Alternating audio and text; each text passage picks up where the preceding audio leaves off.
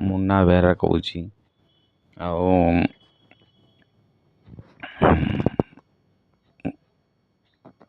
ମୋ ବାପା ହେଉଛି ମାଡ୍ରାସ ଲୋକ, ଯେଉଁ ଆମର ବ୍ରହ୍ମପୁରରେ ରହିଛି, ହେଲେ ମାଡ୍ରାସ ତେଲୁଗୁ ଲୋକ। ଆଉ ବହୁତ କନ୍ଧମାଳ କୋଇ ଆମର ଯେଉଁ ଫୁଲବାଣୀ ଯେଉଁ ଟିକାବାଲି, ତାପରେ ମୁଁ ଭୁବନେଶ୍ୱରରେ ପଳେଇ ଆଇଲି ଛୋଟବେଳୁ। ଏଇଠି ରହିକି ପାଠ ପଢ଼ୁଥିଲି ଜୟଦେବବିହାରରେ। ତାପରେ ଆମର IRC ଭିଲେଜରେ ପଢ଼ିଲି, ଗଭର୍ଣ୍ଣମେଣ୍ଟ ହାଇସ୍କୁଲ ଭୁବନେଶ୍ୱରରେ। ତାପରେ ସେଠୁ 10th ପାସ୍ କରିଲି। 3rd ଡିଭିଜନରେ ପାସ୍ କରିକି ମୁଁ ହୋଟେଲ ମ୍ୟାନେଜମେଣ୍ଟ କୋର୍ସ କରିଥିଲି। ହୋଟେଲରେ ଆମର ଭୁବନେଶ୍ୱରରେ ପ୍ରାୟ ହୋଟେଲରେ ମୁଁ ଚାକିରି ବାକିରି କରିଛି। ଆମର ଗୋଟେ ହୋଟେଲ ଗ୍ରାଣ୍ଡ ସେଣ୍ଟ୍ରାଲ, ଆଉ ହୋଟେଲ ପୁଷ୍ପକ ହୋଟେଲ, ସ୍ୱସ୍ତି ହୋଟେଲ, ସିରା ସ୍ତୁତି ହଲ୍ ଯେଉଁ ମାଲିକ ଅଛି, ତାପରେ ଆମର ମାଲିକର ହୋଟେଲ ସେଇଟା। ତାପରେ ମୁଁ ପାଲାଇଟରେ ବି କାମ କରିଛି। ହୋଟେଲ ମ୍ୟାନେଜମେଣ୍ଟ କ୍ରାଫ୍ଟ କୋର୍ସ କରିକି ଚାକିରି କରୁଥିଲି। ଆଉ ତା ସହିତ ଗୀତ ଟିକେ ଗାଉଥିଲି ଶନି ମନ୍ଦିର ମେଳା ଫେଳାରେ। ତାପରେ କୋର୍ସ କରୁନଥିଲି, ଅନଲାଇନ୍ରେ ଟିକେ କୋର୍ସ କରିଲି ମୋବାଇଲରେ। ମୁଁ ସଙ୍ଗୀତ ବିଦ୍ୟାଳୟ ଯାଇନି କି ଗୁରୁ ପାଖକୁ ଯାଇନି କି। ଆଉ ଏଇ ଷ୍ଟାର ମେକର 600-700 ଗୀତ ଗାଇଛି। ତାପରେ ଫେସବୁକ୍ ଇନଷ୍ଟାଗ୍ରାମରେ ସବୁ ଭିଡ଼ିଓ ଛାଡ଼ୁଛି। ଆଉ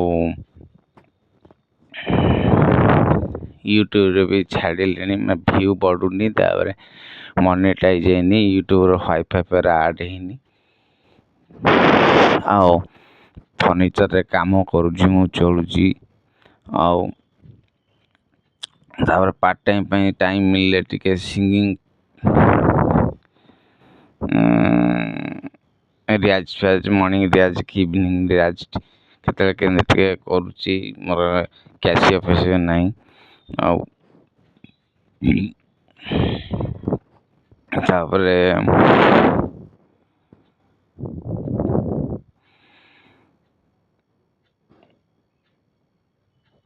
ତାପରେ କଲେଜ ମୁଁ ଯାଇନି।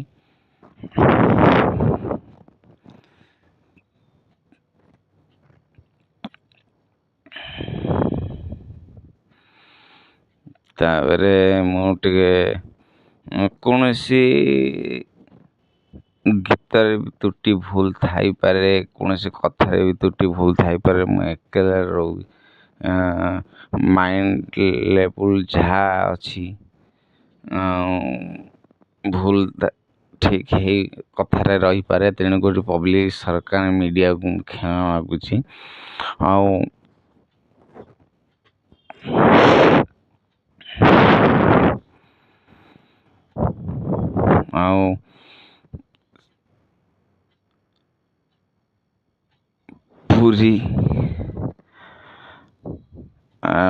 ପୁରୀ ତ ଜଗନ୍ନାଥ ଧାମ, ଜଗତର ନାଥ ଜଗନ୍ନାଥ ସମସ୍ତଙ୍କ ମଙ୍ଗଳ କରନ୍ତୁ।